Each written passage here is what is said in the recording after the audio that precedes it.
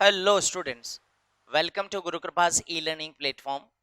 और बताना चाहता हूं कि अब आज अपन नेक्स्ट टॉपिक स्टार्ट करने जा रहे हैं।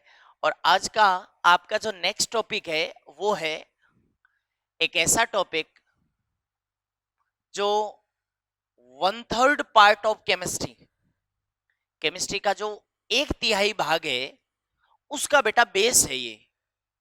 ठीक है ना? पीरियोडिक टेबल एंड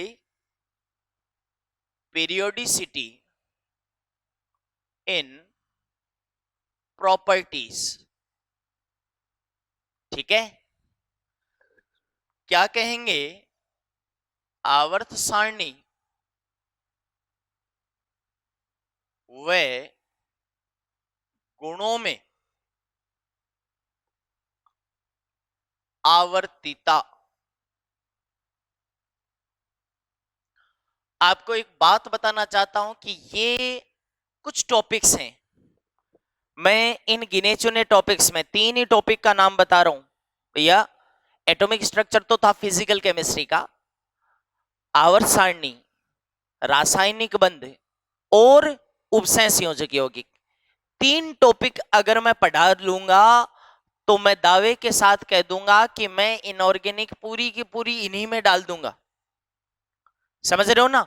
और 1/3 भाग कंफर्म है। जैसे 45 क्वेश्चन आते हैं तो 15 क्वेश्चन पक्के पक्के हैं और आप कर लोगे। और इन 3 टॉपिक्स के सहारे इसके बाद में केवल क्या बचेगा? केवल एनसीईआरटी की रीडिंग, उसके अलावा कुछ नहीं छोड़ूंगा। ठीक है ना? तो इनको बहुत बढ़िया से करना है। इनको ऐसा मत मानिएगा कि डायरेक्ट क्वेश्चन ही, पूरी इनऑर्गेनिक लपेटने वाला हूं इन्हीं टॉपिक्स में। ओके, तो आज शुरू करते हैं अपन आवर्त सारणी और गुणों में आवर्तिता। आइए साहब स्टार्ट करते हैं। थोड़ी सी बात मेरी कि सबसे पहले जब आराम से हम लोग तत्व खोजने जा रहे थे बेटा जी, जब तत्वों की मैं खोज करने जा रहा था तो सबसे पहले मैंने एक तत्व खोजा। मैंने का मतलब यहां साइंटिस्ट से। ठीक है ना? कहीं आप सोचो कि यार काफी पुराने लग रहे हैं सर। तो बताना चाहता हूं कि एक तत्व खोजा गया, लोगों ने उसका अध्ययन कर डाला, कोई दिक्कत नहीं आई। 2 तत्व खोजे गए, लोगों ने उसका अध्ययन कर डाला, उसकी प्रॉपर्टीज जान ली, कोई दिक्कत नहीं आई। लेकिन बेटा जी जब तत्वों की संख्या बहुत ज्यादा बढ़ गई तब उनका अध्ययन भी उतना ही कठिन होता चला गया, है ना? तब हमें क्या जरूरत पड़ी? हमें उन तत्वों के वर्गीकरण की आवश्यकता पड़ी। तत्वों के वर्गीकरण की आवश्यकता पड़ी। तो कोई पूछे कि तत्वों के वर्गीकरण की आवश्यकता भाई क्यों पड़ी रहे, तो तुम कह देना तत्वों के वर्गीकरण की जो आवश्यकता थी वो इसलिए पड़ी कि तत्वों का जो अध्ययन है वो आसान हो जाए। तो तत्वों का अध्ययन आसान बनाने के लिए इसकी जरूरत पड़ी। मैं ये भी चाहूंगा क्योंकि एक एक क्वेश्चन कवर करेगा नोट्स, इसलिए आप बैठें और खुद के नोट्स भी बनाएं इसको देख के। ठीक है बेटा जी? तो तत्वों के अध्ययन की आवश्यकता क्यों पड़ी साहब? तत्वों के अध्ययन की आवश्यकता तो हमेशा रहती है, लेकिन ये कठिन होता गया। कैसे कठिन होता गया? जब संख्या बहुत ज्यादा होगी, इसलिए हमने वर्गीकृत कर दिया। अब कोई पूछे कि सर वर्गीकरण से आसान कैसे हो जाता है, तो वर्गीकरण से बेटा आसान इसलिए हो जाता है कि हम समान गुणों वालों को एक साथ रख देते हैं। जैसे मान लीजिए कि 7 तत्व समान गुणों वाले थे, उनको मैंने एक जगह रख दिया, तो उनमें से किसी एक का अध्ययन किया, पार पड़ गई। तो हुआ ना, 7 में से एक की ही अध्ययन करना पड़ा, तो मेहनत कितनी कम होगी? 1/7। 1/7 हो गई मेहनत। ठीक है ना? तो काफी कम मेहनत करनी पड़ी। यह था वर्गीकरण का कारण। अब बात आती है कि वर्गीकरण के लिए अलग अलग साइंटिस्ट ने अपनी अपनी कोशिशें की। उसको कहते हैं आवर्त सारणी का इतिहास। लेकिन बेटा जी वो जमाने गए जब इतिहास से क्वेश्चन आए। फिर भी लास्ट में मैं एक छोटा सा पॉइंट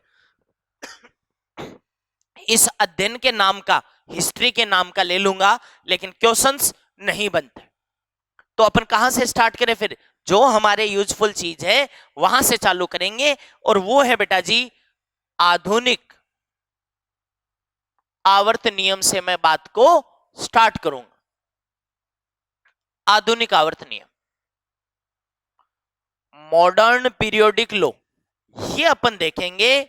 यहां से अपन स्टार्ट कर देते हैं बातों को। मॉडर्न पीरियोडिक लॉ क्या कहता है? आधुनिक आवर्त नियम सबसे पहले बताना चाहता हूं कि ये मोजले ने दिया था, और सबसे अच्छी बात, इससे रिलेटेड बातें एटॉमिक में मैं कर भी चुका हूं। तुम कहोगे कहां की? याद करिए, मोजले का जो एक्सपेरिमेंट था, मोजले का जो प्रयोग था बेटा, वो याद करो साहब। मोजले का प्रयोग आपको याद आ जाना चाहिए। वो ये था, इसने क्या किया था कि तत्व ले लिए अलग अलग, और उन तत्वों की सतह पर उसने क्या किया? कैथोड किरणों को आपतित करवाया। कैथोड किरणों को जब उसने तत्व की सतह पर आपतित करवाया, तो वो क्या देखता है कि यहां से एक्स किरणें उत्पन्न हुई थी, है ना? और उसने क्या किया? इन एक्स किरणों की आवर्ती का मापन कर लिया बेटा।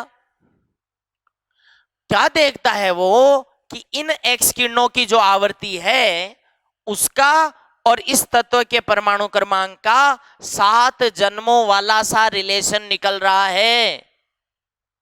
तुम कहोगे वो कौन सा रिलेशन था साहब? फाइनल रिलेशन था, वो ये था, root nu equal to A into Z minus B. समझ रहे हो ना?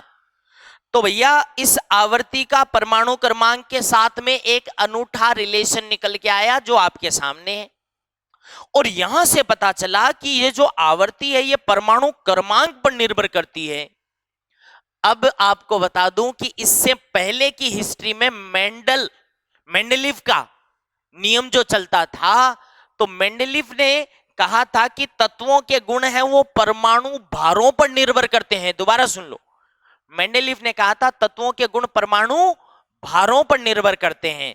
मोजले ने कहा नहीं, परमाणु भार नहीं, परमाणु क्रमांकों पर निर्भर करते हैं। और यहां से आधुनिक आवर्त नियम का जो स्टेटमेंट बना, जरा सुन लो। सिंपल सीधा स्टेटमेंट दिमाग में रखो कि भैया इसका क्या कथन था? तो कहना तत्वों के जो गुण हैं उनके परमाणु क्रमांक के, तत्वों के गुण उनके परमाणु क्रमांकों के, कह दो चाहे, आवर्ती फलन होते हैं। तत्वों के गुण उनके परमाणुओं के परमाणु क्रमांक के आवर्ती फलन होते हैं। अब तुम कहोगे कि सर आवर्ती फलन तो एक टेक्निकल वर्ड है, जरा इजी करो। तो इजी इतना सा है भैया कि तत्वों के जो गुण हैं वो किस पर निर्भर करते हैं? परमाणु क्रमांकों पर निर्भर करते हैं, न कि परमाणु भारों पर। यह मोजले कहता है या आधुनिक आवर्त नियम कहता है, जबकि मेंडलीव का आवर्त नियम कहता था कि तत्वों के गुण परमाणु भारों पर निर्भर करते हैं। तो यह डिफरेंस भी दिमाग में रखना। Is that clear? Okay. Finally हमें यह पता चल गया था कि तत्वों के गुण किस पर निर्भर करते हैं जी? परमाणु क्रमांक के। और इसके बाद में मोजले लग गया और इसने क्या किया? तत्वों के वर्गीकरण का पहला सफलतम प्रयास कर लिया। सफलतम बोल रहा हूं, इससे पहले तो बहुत सारे प्रयास हुए, ठीक है ना? तो इसने क्या किया बेटा जी? एक सारणी बना दी, और उस सारणी को कहते हैं आधुनिक आवर्त सारणी। आज के टाइम पे हम वही तो काम में लेते हैं। तो मैं स्टार्ट करता हूं यहां से, आधुनिक आवर्त सारणी। आधुनिक आवर्त सारणी,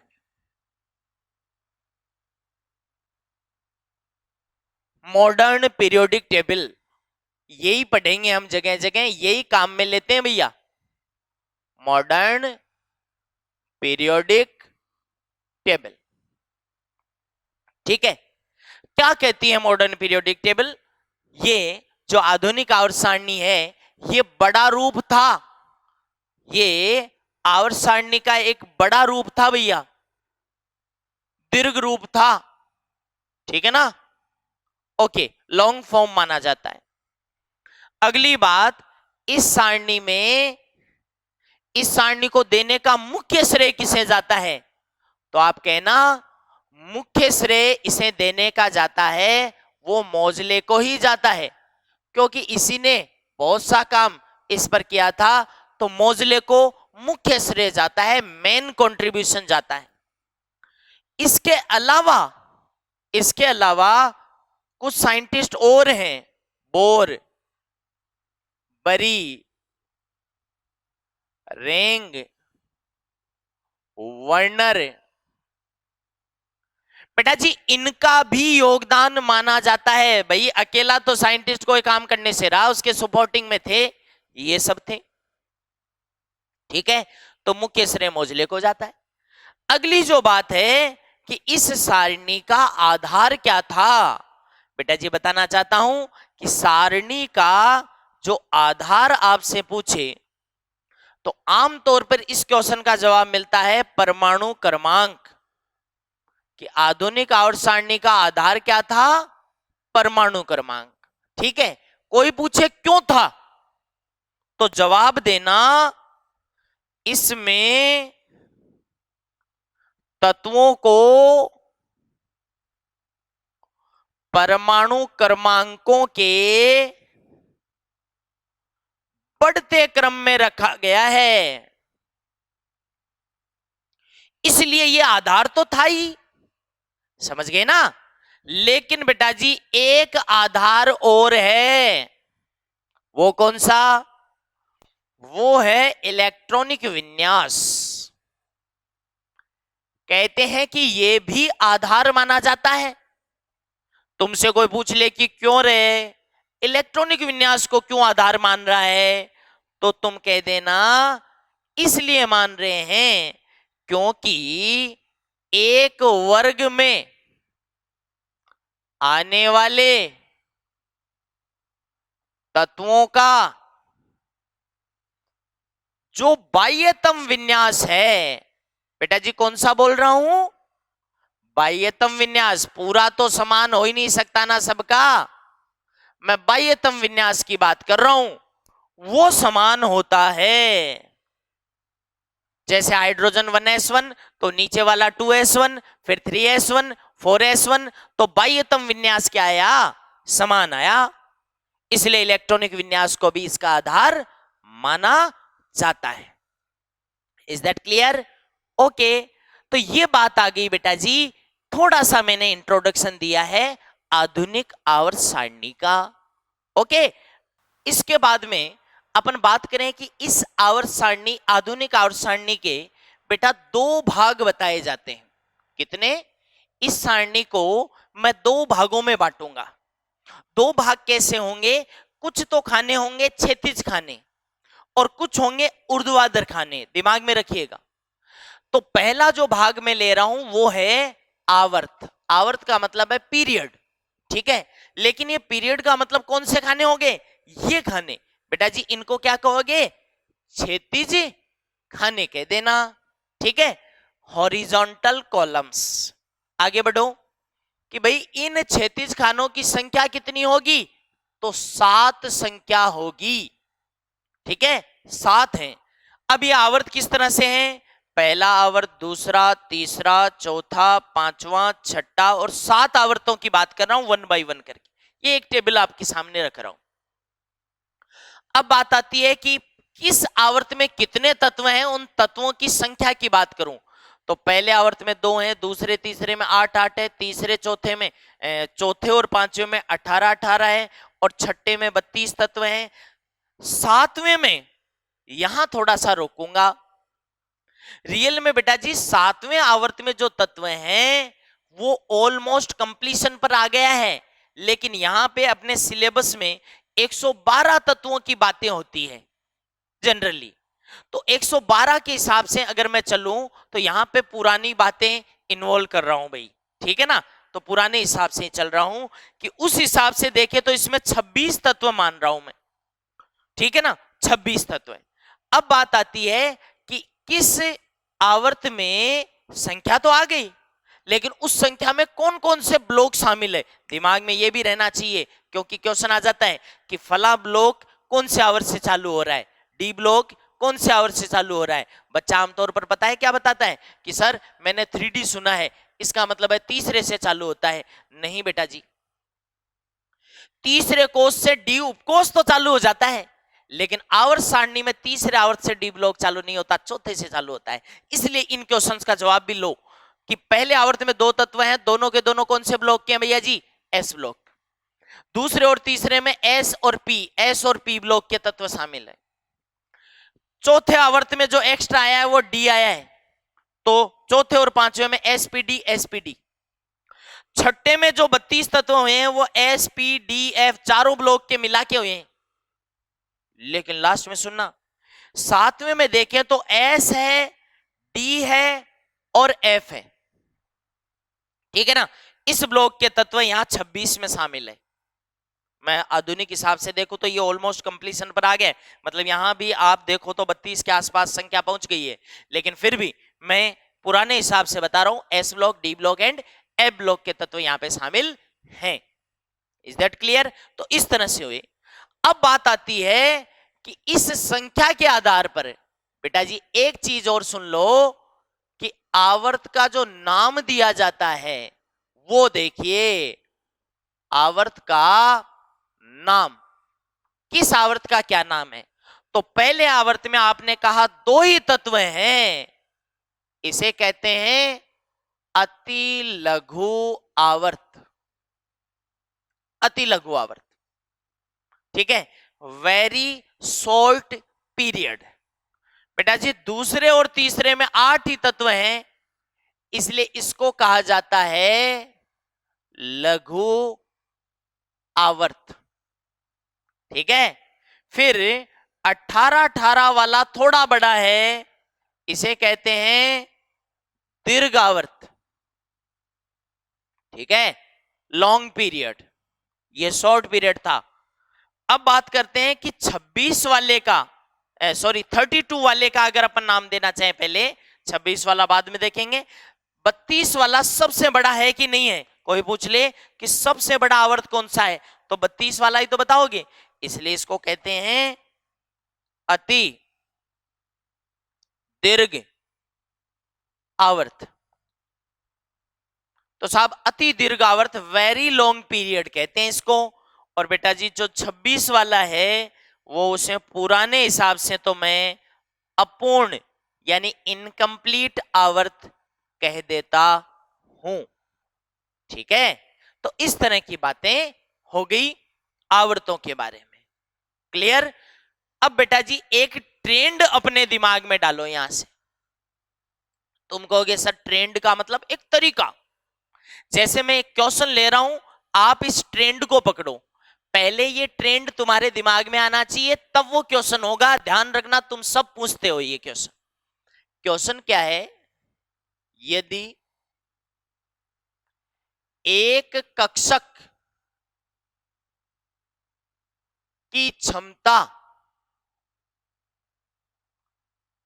3 इलेक्ट्रॉनों की मानी जाए, समझना बात को, कि एक कक्षक में कितने इलेक्ट्रॉन आने लग गए साहब, 3 आने लगे, वैसे कितने आते हैं, 2 ही आते हैं, मानी जाए।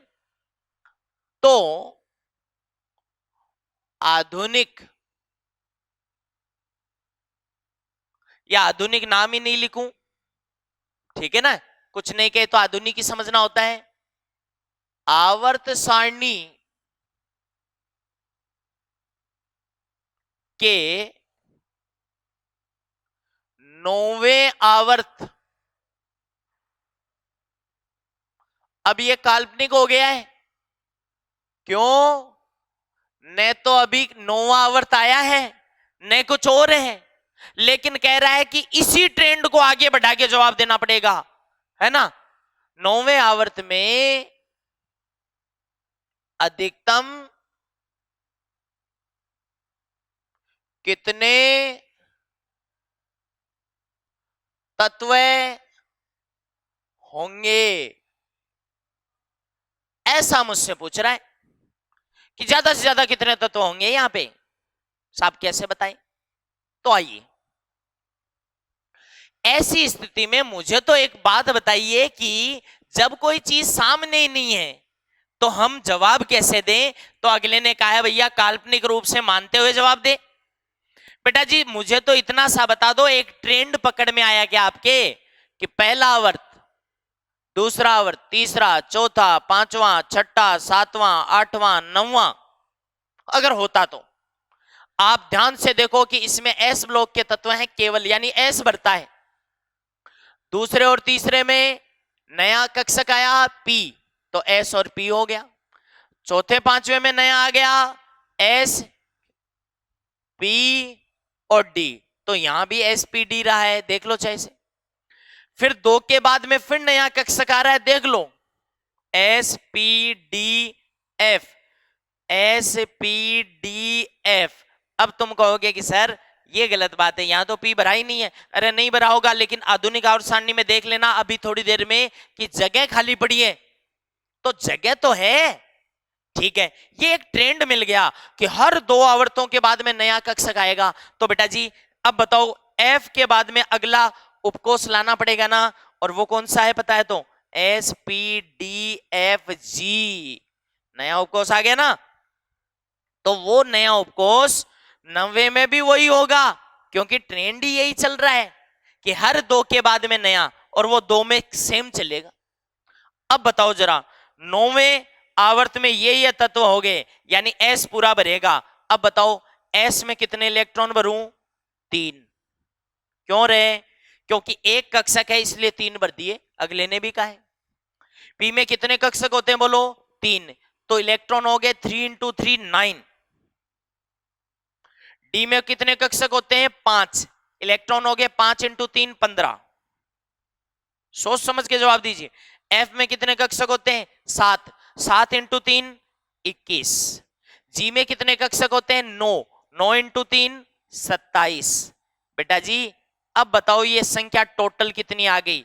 तो 7 और 1 8 और 5 13, 22 और 3 25, 2 2 4, 2 6 और 1 7, 75 तत्व होंगे रे भैया 90 आवर्त में।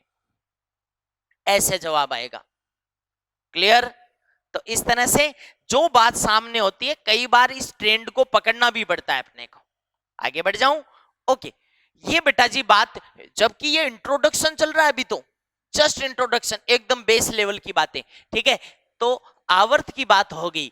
इसके बाद में मैं आता हूं सेकंड, दूसरा जो भाग है इसका वो है वर्ग। बेटा जी कहना चाहता हूं कि वर्ग को समूह भी कहते हैं, यानी ग्रुप भी कहते हैं। ठीक है ना? बात करें हम ग्रुप की, तो ग्रुप में सबसे पहले तो ये कौन से खाने हैं? तो आप बताना, ये आवर्त सारणी के ऊर्ध्वाधर खाने हैं। कैसे खाने हैं? ऊर्ध्वाधर, खड़े खाने। इनकी कुल संख्या बात कर ले, तो बेटा जी इनकी कुल संख्या है आधुनिक आवर्त सारणी में 18। कितनी? 18। ठीक है, अब बात आती है कि ये 18 किस तरह से हैं। तो आइए साहब वन बाय वन करके मैं बात करता हूं, और ये सीक्वेंस हरदम दिमाग में रहना चाहिए, नहीं तो क्वेश्चन होगा ही नहीं कभी। ठीक है ना? तो हरदम ये सीक्वेंस ध्यान में रखना चाहिए कि ये वर्ग कौन कौन से हैं, किस तरह से हैं। बेटा जी इस वर्ग वाले में एक तो है ओल्ड पैटर्न। अब भले ही ओल्ड पैटर्न है, बट यहां पे ओल्ड है वो गोल्ड है, ज्यादा यूजफुल है कहने का मतलब है। तो ओल्ड पैटर्न क्या है? सीक्वेंस, यानी इसका क्रम बहुत इंपॉर्टेंट है। कैसे? फर्स्ट डे, सेकेंड डे, आपको याद रहना चाहिए। फिर इसके बाद में third B, fourth B, fifth B, sixth B, seventh B, eight, eight eight first B, second B, उसके बाद में यहां से चालू करता हूं थर्ड ए, आगे के fourth A, fifth A, sixth A, seventh A and zero. ये सीक्वेंस ध्यान में होना चाहिए। फर्स्ट है, सेकंड है, थर्ड भी, फोर्थ भी, फिफ्थ भी, सिक्स्थ भी, सेवंथ भी, एट एट एट, फर्स्ट भी, सेकंड भी, थर्ड है, फोर्थ है, फिफ्थ है, सिक्स्थ है, सेवंथ है और जीरो। अब ये ट्रेंड याद करना थोड़ा मुश्किल था, तो बाद में आईयूपीएससी ने कहा कि भैया थोड़ा सा इजी कर लो इसको और इनको 1 से 18 तक कंटिन्यू संख्या दे दो। लेकिन मैंने कहा ज्यादा यूजफुल है, इसलिए ये सीक्वेंस याद रहना ही चाहिए। कैसे? पहला, 2, 3, 4, 5, 6, 7, 8, 9, 10। यहां पे देखिए 8, 9, 10। बेटा जी ध्यान से देख लो, 8, 9 और 10, इनको ओल्ड पैटर्न में 8, 8, 8 कहा गया है। फिर देखिए 11 और ये 12, 12 तक हो गए। फिर देखिए 13 और ये कहां तक हो गई बात? 18 तक। 18वें को क्या कह दिया है? शून्यवां वर्ग। जीरो कह दूं या फिर हिंदी में लिखो तो शून्यवां वर्ग। इस तरह से चलता है, ठीक है ना। तो ये वर्ग हो गया कौन से खाने? ऊर्ध्वाधर खाने। कितने हैं? 18। तो ये इंट्रोडक्शन हो गया है। अब हमें टेबल बनानी है। अब बात आती है बेटा, इस टेबल को बनाए अपन हाथ से। तुम कहोगे सर बनी बनाई 1000 जगह मिल जाएगी। मिल जाएगी, लेकिन फिर भी क्या जरूरी है? जरूरी यह है बेटा जी कि इस सारणी को आप लोगों को आज देखना भी है और हाथ से बनाना भी है। Is that clear? क्योंकि जब तक आप बनाओगे नहीं तब तक इंफॉर्मेशन सही कैसे आएगी? ठीक है ना। ओके, तो सब बनाएंगे अपन। ओके।